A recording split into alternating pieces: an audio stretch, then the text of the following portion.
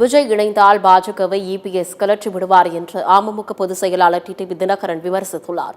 திருவண்ணாமலையில் செய்தியாளர்களை சந்தித்த அவர், கரூர் சம்பவம் நடந்த ஒரு வாரத்திற்குள் கூட்டணி குறித்து பேசுவது நாகரிகமா என்று அதிமுகவினரை தாவேக கொடியை பிடித்தது தரம் தாழ்ந்த செயல் எனவும் கடும் கண்டனம் தெரிவித்துள்ளார். விஜய் வந்தால் பாஜக கூட்டணியை இபிஎஸ் முறித்து விடுவார் என்று கூறிய டிடிவி தினகரன், விஜயை முதலமைச்சர் வேட்பாளராக இபிஎஸ் ஏற்றுக்கொண்டு விட்டாரா என்றும், எடப்பாடி பழனிசாமியை முதலமைச்சராகவே விஜய் கட்சியை தொடங்கி இருக்கிறாரா எனவும் கேள்வி எழுப்பியுள்ளார்.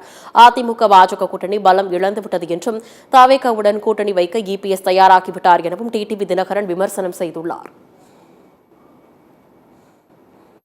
இப்பயும் அவருக்கு விஜய் அவர்கள் கூட்டணிக்கு வந்தா பாஜக கூட கழட்டிவிட தயாராக இருப்பார் என்பது. ஆனா விஜய் வருவாரா என்பது தெரியவில்லை. ஏன்னா அவர் தலைமையில கூட்டணி அமைக்கணும், அவரு முதலமைச்சர் வேட்பாளராக போட்டியிட வேண்டும் என்பது அவங்க கட்சியோட கோட்பாடு. திரை உலகத்தில் இவ்வளவு உச்சபட்ச நடிகராக இருந்து நிறைய ஏர்னிங்ஸ் எல்லாம் பெற்றுக் கொண்டிருந்த விஜய் அவர்கள் இன்றைக்கு கட்சி ஆரம்பிக்கிறாரு அப்படின்னா, பழனிசாமியை முதலமைச்சர் ஆக்குவதற்காக அவர் கட்சி ஆரம்பித்திருக்கிறாரா? அந்த தொண்டர்கள் அதை ஏற்றுக்கொள்வார்களா? இல்ல விஜய் தான் இவரோட கூட்டணிக்கு வந்து பழனிசாமி முதலமைச்சராக தூக்கி பிடிப்பாரா?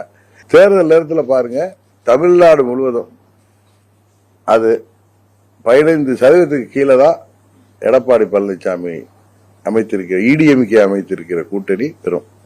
இதை நீங்க